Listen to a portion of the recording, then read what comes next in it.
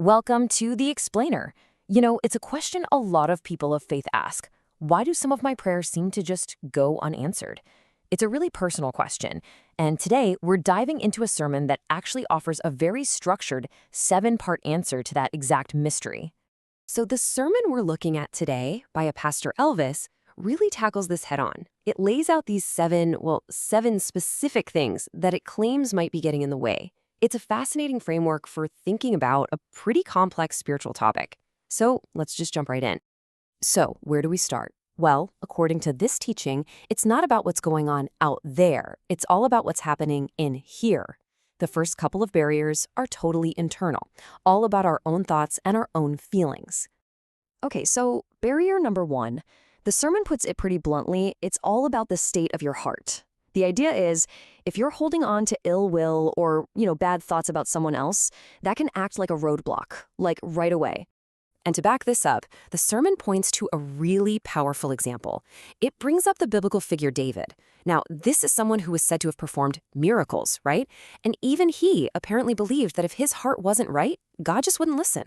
That's a pretty strong statement. Then the sermon gets into this whole idea of need versus greed. It basically draws a line in the sand. Praying for what you genuinely need, that's encouraged. But praying for things just for your own pleasure, that's seen as a hindrance. And the example they use is super simple, but really gets the point across.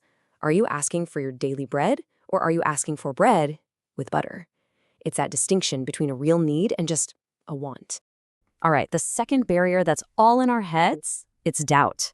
And in this teaching, doubt isn't just, a little uncertainty. It's seen as the complete opposite of faith. It's not passive, it's an active thing that gets in the way. And man, the metaphor used here is so vivid. It says, someone who doubts is like a wave of the sea, blown and tossed by the wind. Just think about that for a second. It paints this picture of complete instability, right?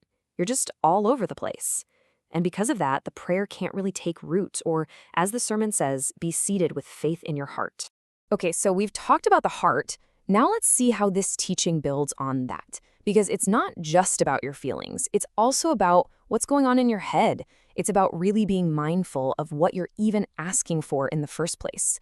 This brings us to barrier number 3, praying for things without really understanding what you're saying. Just kind of throwing words out there. The sermon calls these vain requests, basically empty prayers. They're words without any real understanding behind them. And there's a classic story used to illustrate this. A mother comes to Jesus and asks for her sons to get these amazing positions of honor in his kingdom. And what's his response? You don't know what you're asking. Boom. That hits the nail on the head, right?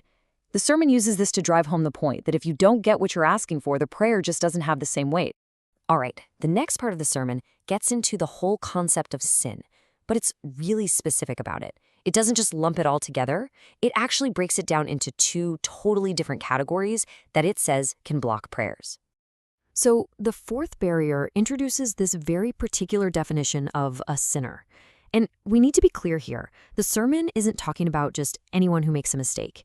It defines a sinner in this context as someone who is outside the Judeo-Christian faith. And from that specific theological viewpoint, the teaching asserts that their prayers aren't heard by the God of the Bible. But then, right after that, the sermon presents a different barrier. And this one is specifically for people inside the faith. This is about a believer who has unconfessed sin in their life. So it's a totally separate issue. And here's the key idea. This unconfessed sin isn't just a mistake. It's something that actively creates a separation.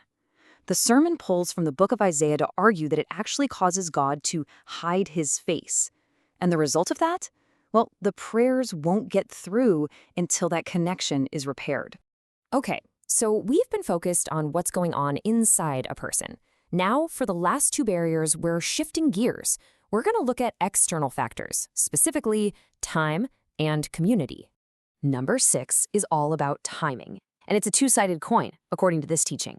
A prayer can be blocked if you jump the gun and act impatiently, or if you wait too long and miss the window completely. So it's about being in sync with God's timing, not your own. And the story of King Saul is used as a perfect and kind of tragic example of this. He got one simple instruction: wait 7 days. That's it. But he gets to the end of day 7, his patience wears thin, and he just takes matters into his own hands, and literally moments later, the prophet Samuel shows up. The sermon points to this as the reason he lost his kingdom, all because he couldn't wait. All right, we're at the final barrier, number 7. And this one is about a lack of connection, or what the sermon calls fellowship. And it's not just about your personal connection to God, it's also about your connection to other people in the faith community. To explain this, the sermon brings up that famous analogy of a vine and its branches. It's a simple idea, right? A branch can't do anything. It can't even live, let alone produce fruit, if it's disconnected from the main vine. And the sermon says it's the exact same for a believer. If you're isolated from the community, you can't really be effective. So we've gone through all 7 of these barriers: wrong thoughts, doubt, not understanding, sin, timing, fellowship. So what's the big picture here? What's the main takeaway from all this? Well, what the sermon really concludes is that effective prayer isn't just one thing. It's this whole package. It's about getting your heart right, clearing out the bad thoughts and the doubt. It's about actually knowing what you're asking for. And then it's about being an active part of the faith, dealing with sin, being patient, and staying plugged into your community. So what we're left with is this really structured, almost rule-based way of looking at prayer. It takes it from something that's maybe purely spontaneous and turns it into something with clear conditions you have to meet. And that leaves us with a pretty big question to think about, doesn't it? How does a structured system like this fit with the way most people see faith, as something deeply personal and maybe even a little bit mysterious?